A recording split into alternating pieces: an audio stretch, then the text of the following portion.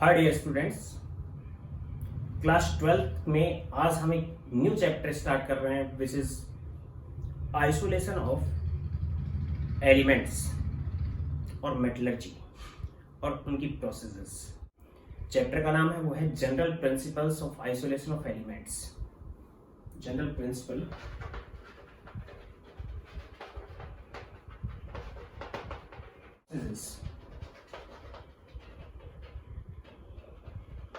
of isolation of elements और metallurgy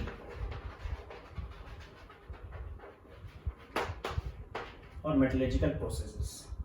तो metallurgy इसको नाम दे रहे हैं हम, जनरल प्रिंसिपल्स हैं। बहुत छोटा चैप्टर है और नीट और आईआईटी के लिए बहुत ज़्यादा यूजफुल भी है, 12th बोर्ड के लिए भी बहुत ज़्यादा यूजफुल है चैप्टर। तो सबसे पहले हम जनरल टर्म्स की बात करेंगे इसमें, जो हम इस चैप्टर में यूज करेंगे। General terms, number first is mineral. Earth crust में पाई जाने वाली वो सब्सटेंस जिनमें मेटलिक कंटेंट होता है और जो अर्थ क्रस्ट में नेचुरली पाए जाते हैं, जो नोबल भी हो सकते हैं, नेटिव फेज में भी हो सकते हैं और कंबाइनिंग फेज में भी हो सकते हैं। यानी कि naturally occurring substance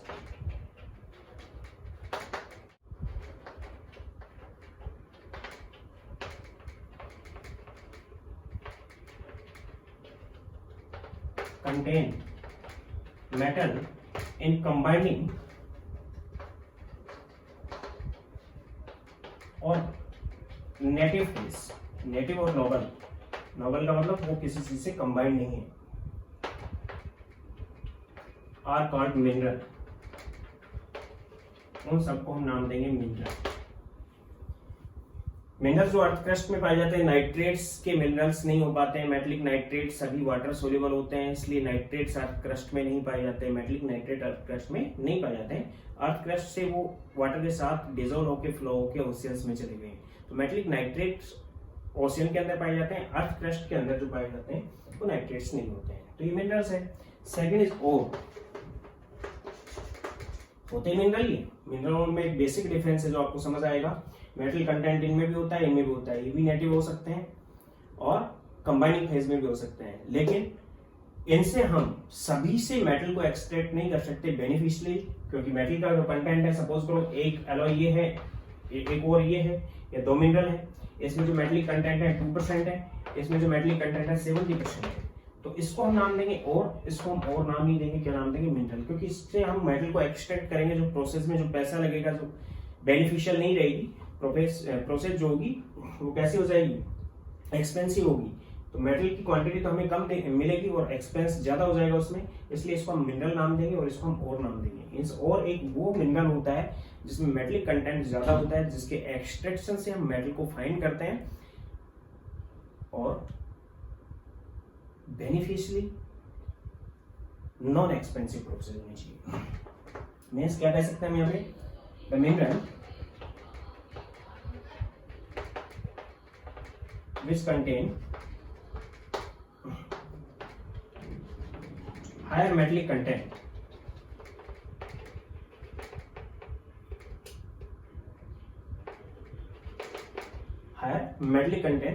and we can find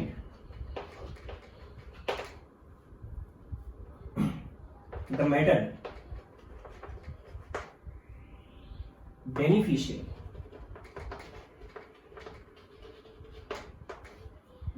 हम मेटल उससे फाइंड करेंगे। Means all ore are mineral but not all minerals are ore.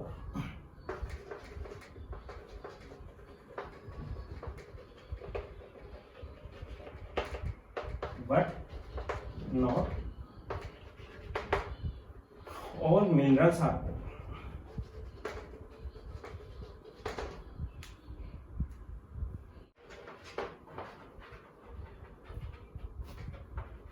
Gangue और मैट्रिक्स। अर्थ क्रस्ट से हम निकालते हैं, अर्थ क्रस्ट में प्रेजेंट होते हैं, तो अर्थ क्रस्ट के में प्रेजेंट होने के साथ साथ जब कोर्स को हम बाहर निकालते हैं डिगिंग करके जब ओर को हम बाहर निकालते हैं तो ओर के साथ अर्थी पार्टिकल्स भी आ जाते हैं जो कि मेटलिक कंटेंट नहीं रखते और जो यूजफुल भी नहीं होते हैं, उनको हम नाम देते हैं गैंग और मैट्रिक्स। मीन्स इम्प्योरिटीज प्रेजेंट होती हैं, impurities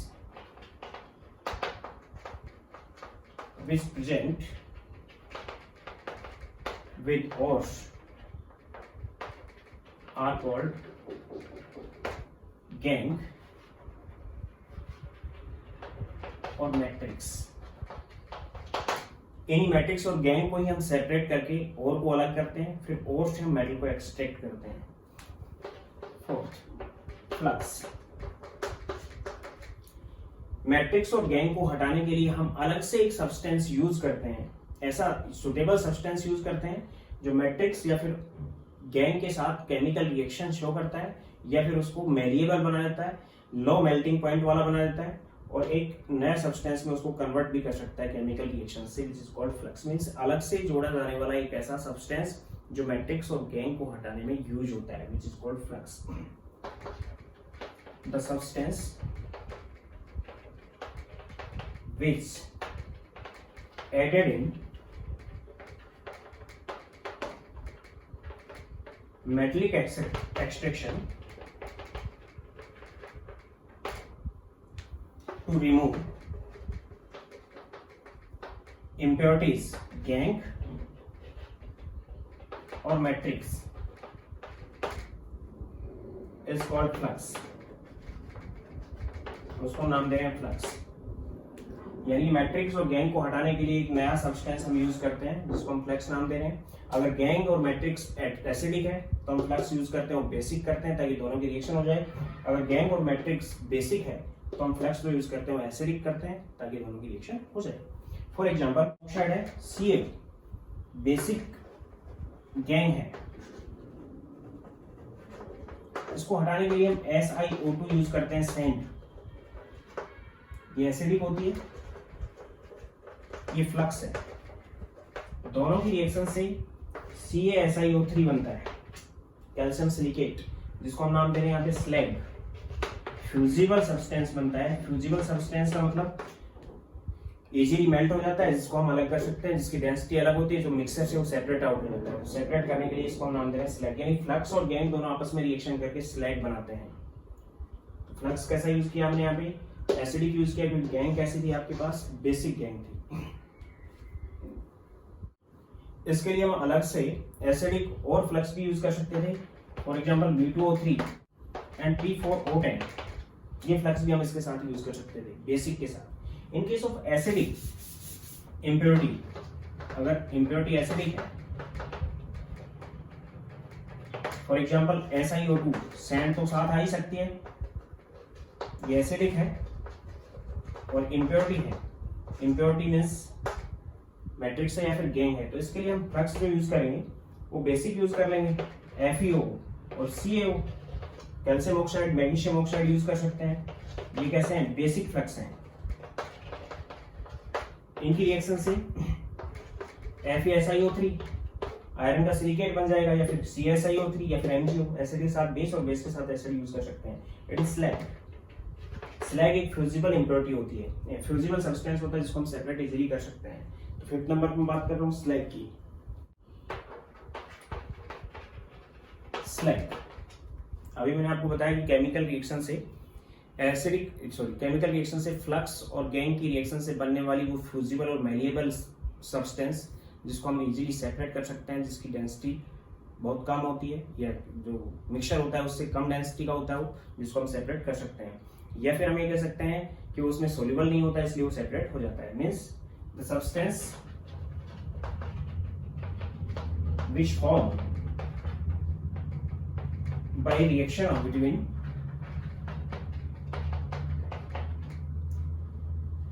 flux and gang or matrix, which is fusible, malleable, easily separate, mixture से वो इजीली सेपरेट हो जाता है, जिसको हम नाम दे रहे हैं slag. Sixth, alloy.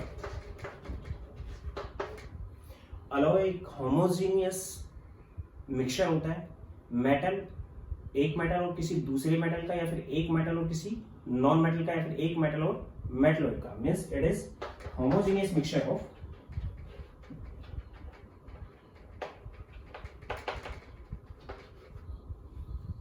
Metal and non metal और मेटल और मेटलॉइड।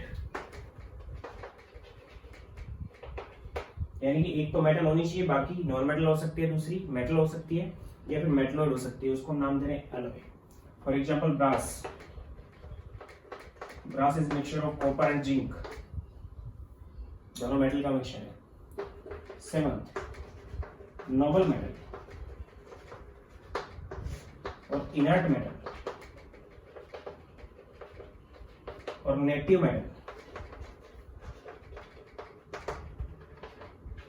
यानी कुछ मेटल्स ऐसी भी होती हैं जो अर्थ क्रस्ट में पाई जाती हैं, लेकिन वो रिएक्टिव नहीं होने की वजह से वो कंबाइनिंग फेज में नहीं पाई जाती, फ्री स्टेट में पाई जाती है। Means the metals which are non-reactive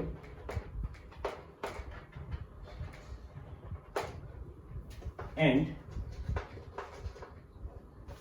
freely present in earth crust are native और reactive नहीं होती। तो ये तो ये जनरल जो टर्म्स है वो यूज कर रहे हैं हम। अब मैं बात कर रहा हूं ओस्ट की।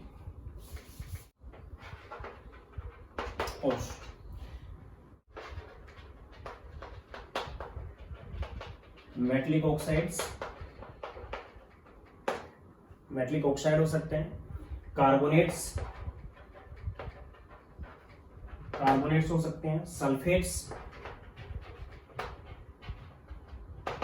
Sulphides, nitrates.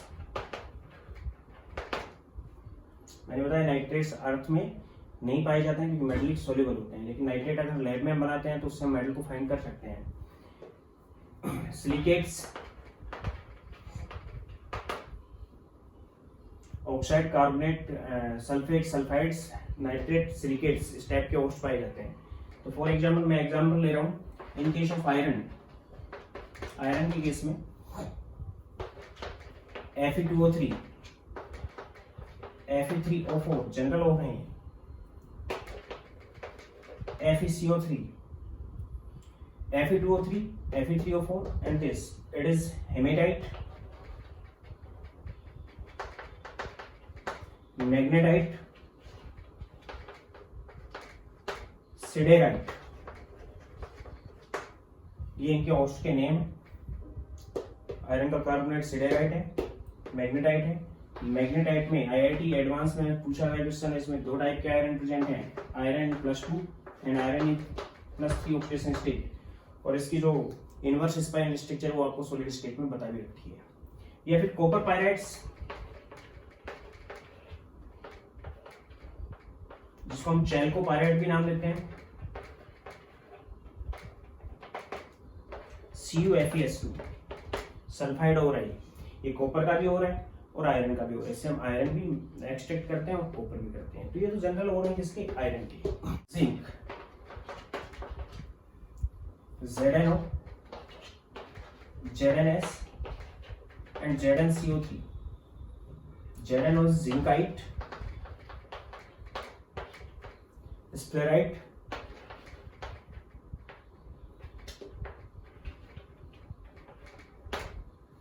स्क्लेराइट को हम दूसरा नाम भी दे रहे हैं जिंक ब्लेंड, एंड कैलामाइन। ये जिंक के जनरल ओर्स हैं।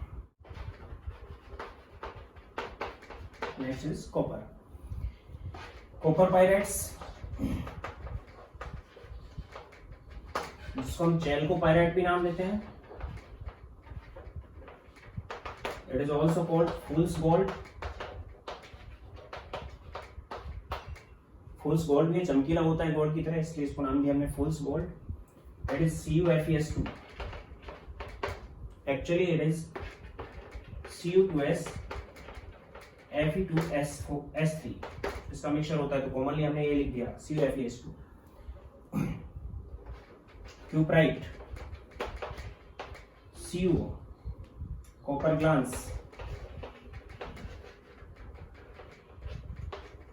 Cu2s, सल्फाइड हो रहा है, ये इसका ऑक्साइड हो रहा है। Malachite, CuCO3 CuOH whole twice 2H2। Azurite, CuOH whole twice, यही फॉर्मूला होता है 2CuCO3 and 2H2, थोड़ा सा फर्क होता है इसमें। तो ये सभी किसके हो रहे हैं? कॉपर के ओर से।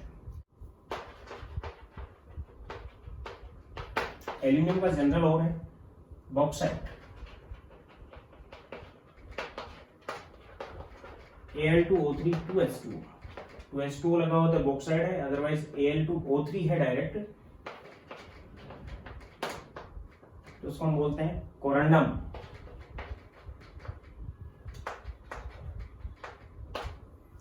कोरंडम है Al2O3, इसी को एल्यूमिनियम ही नाम देते हैं हम, और Al2O3 2H2 इसका क्या है? बॉक्साइट है। क्रावेलाइट Na3AlF6, बॉक्साइट जो होता है उसका जनरल फॉर्मूला ये है AlOHX and H2, common formula है, तो जनरली ये यूज होता है इसके अंदर, बॉक्साइट के अंदर। क्रावेलाइट भी इसका हो रहा है। China clay, Al2O3 SiO2 2H2, इसको भी हम यूज करते हैं एल्यूमिनियम के बोर्ड के लिए। इसी टाइप से जो लेड है, लेड के लिए एक तो लेड ऑक्साइड होता है, लेड कार्बोनेट होता है PbCl3, और एक होता है लेड सल्फाइड PbO, इसको हम लेड ऑक्साइड ही नाम देते हैं। या फिर यहाँ पे Pb2O3 भी यूज होता है, Pb3O4 भी यूज होता है, विच इज कॉल्ड लिथार्ज। और मिनियम ऑक्साइड हो रहे हैं, ये लेड का कार्बोनेट है, इसको हम लेड कार्बोनेट ही बोल रहे हैं। PbS गैलेना, ये लेड के हो रहे हैं। इसके अलावा सिल्वर नेटिव मेटल है, जो नेटिव मेटल है मैं बताता हूं, जो कंबाइंड स्टेट में नहीं मिलती हैं, नॉन रिएक्टिव मेटल्स होते हैं, सिल्वर है, गोल्ड है और प्लेटिनम है, ये नेटिव मेटल्स की कैटेगरी में आती हैं। तो इनके लिए जो एक्सट्रैक्शन की प्रोसेस यूज करते हैं, विच इज हाइड्रोमेटलर्जिकल प्रोसेस, वो अलग प्रोसेस होती है जिसको नेटिव मेटल्स के लिए यूज कर सकते हैं। सिल्वर में AgS, Ag2S, AgCl and general ore है AgNO3। Ag2S is silver glance और अर्जेंटाइट ऑल्सो।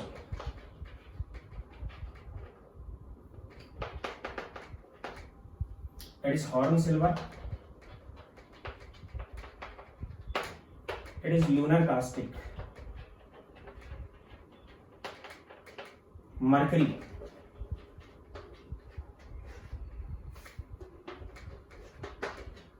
मरकरी के जो ओर हैं, एक तो है इंपोर्टेंट ओर है HCS सिनाबार,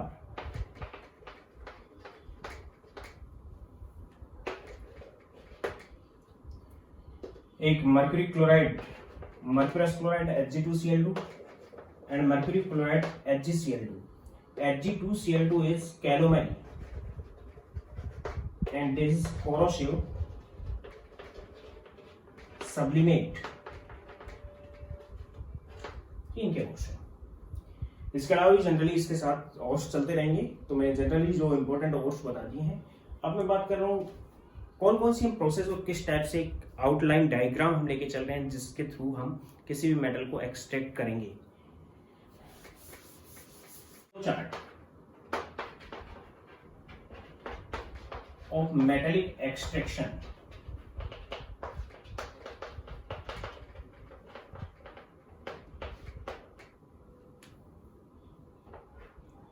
सबसे पहले नंबर पे ओर अर्थ क्रस्ट से निकालने के बाद इसकी सबसे पहले हम ग्राइंड करते हैं, इसको ग्राइंडिंग एंड वॉशिंग। ग्राइंडिंग और वॉशिंग के बाद जो ग्राइंडेड ओर आता है पीस लेते हैं इसको।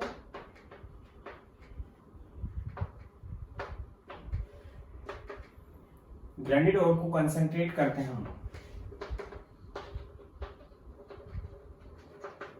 यानी कि उसके साथ में जो इम्प्योरिटीज प्रेजेंट होती है उनको हटा देते हैं, तो कंसंट्रेशन उसकी बढ़ा लेते हैं। एक तो प्रोसेस यूज कर सकते हैं कंसंट्रेशन के लिए हाइड्रोलिक वॉशिंग,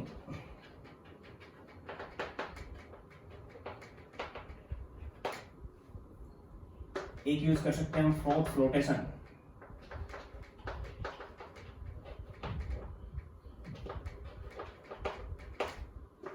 एक मेथड हम यूज कर सकते हैं मैग्नेटिक सेपरेशन,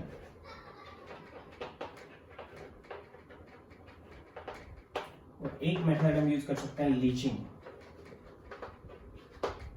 4 मेथड कंसंट्रेशन के हम यूज कर सकते हैं, जिस मेटल के लिए जो बेनिफिशियल रही और जो सुटेबल हो। उसके बाद हमारे पास आ जाता है कंसंट्रेटेड ओर।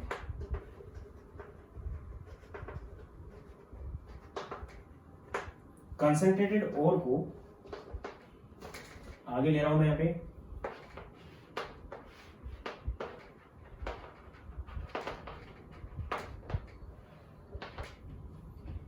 मेटलिक ऑक्साइड में कन्वर्ट करते हैं।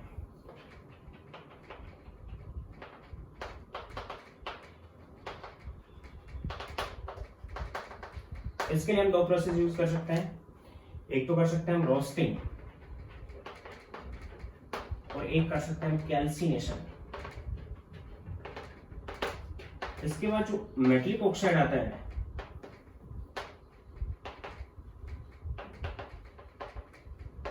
इसको हम रिड्यूस करते हैं।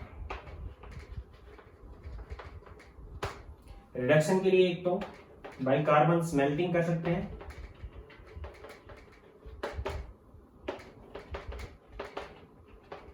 कार्बन के साथ। एक हम कर सकते हैं ऑटो रिडक्शन,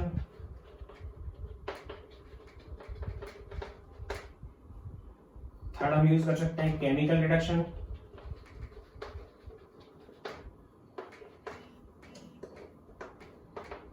फोर्थ हम यूज कर सकते हैं यहाँ पे ऑटो रिडक्शन अपने आप होगा, केमिकल रिडक्शन किसी केमिकल प्रोसेस से करवाएंगे, स्मेल्टिंग कार्बन के साथ। कार्बन एक अच्छा रिडक्टेंट है यहाँ पे, इसलिए कार्बन को कार्बन मोनोऑक्साइड को यहाँ पे जब यूज करते हैं। फोर्थ हम यूज कर सकते हैं metal displacement,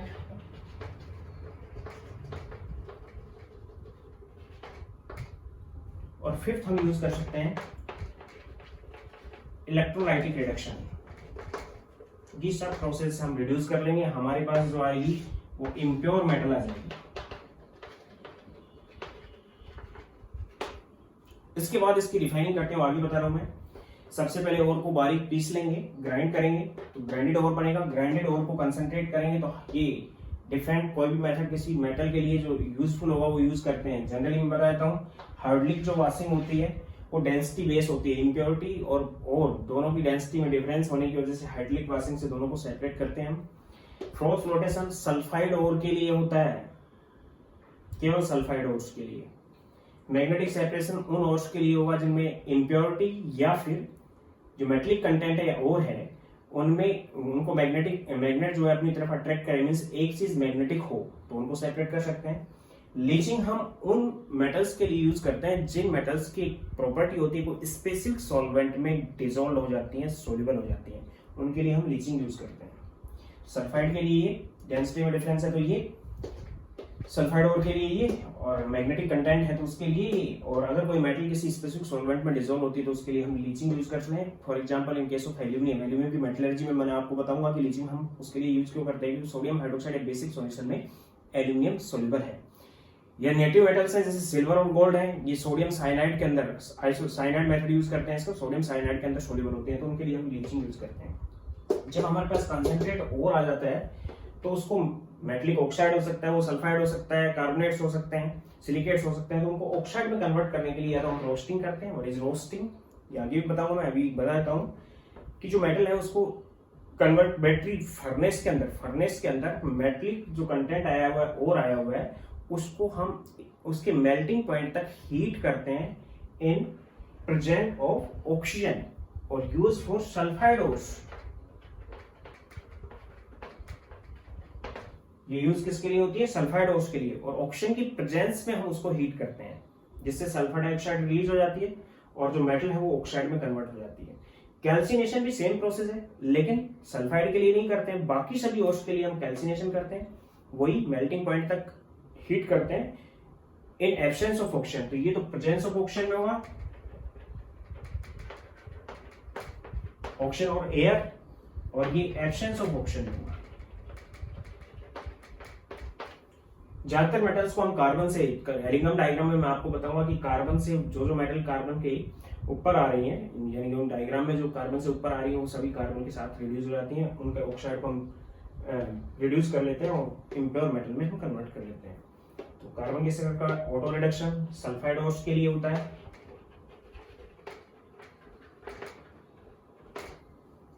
chemical reduction, chemical process से हाइड्रोजन के साथ करवा सकते हैं हम, एल्यूमिनियम थर्माइट प्रोसेस यूज कर सकते हैं, ये आगे बताऊंगा मैं। मेटल डिस्प्लेसमेंट, एक मेटल को दूसरे मेटल से डिस्प्लेस कर, जिसका एसआरपी कम होता है वो हाई एसआरपी मेटल को उसके सोल्ट से डिस्प्लेस कर देती है।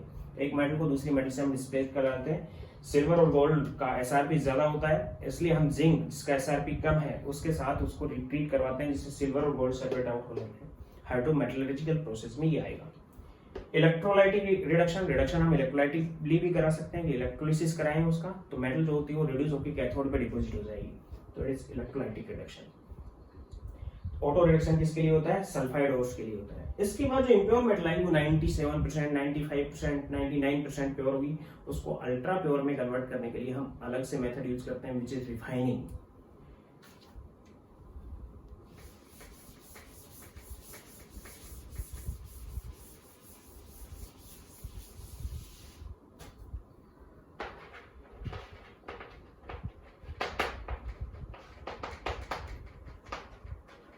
मेटल्स की रिफाइनिंग, यानी हमारे पास इम्प्योर मेटल आ चुकी है, यहां पे बना रहा हूं मैं, उसके नीचे ही बना लेना आप इम्प्योर मेटल। रिफाइन की डिफरेंट प्रोसेस है। एक तो हम करा सकते हैं distillation,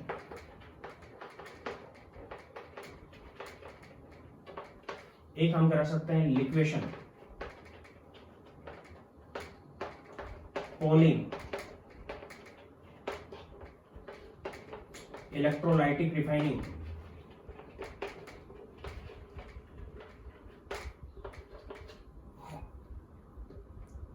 vapour phase refining,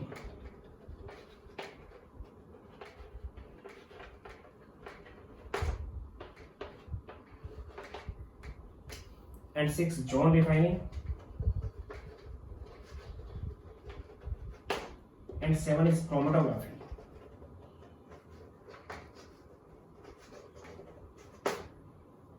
distillation उन मेटल्स का किया जाता है जिनका बॉइलिंग पॉइंट कम होता है। लिक्वेशन उन मेटल्स का किया जाता है जिनका मेल्टिंग पॉइंट कम होता है, जैसे जिंक है, मरकरी है, कैडमियम है, इस टाइप की मेटल्स के लिए हम दोनों ही प्रोसेस को यूज कर सकते हैं। पॉलिंग उन मेटल्स के लिए किया जा सकता है जिनकी कौन से और थे? सल्फाइडोस थे।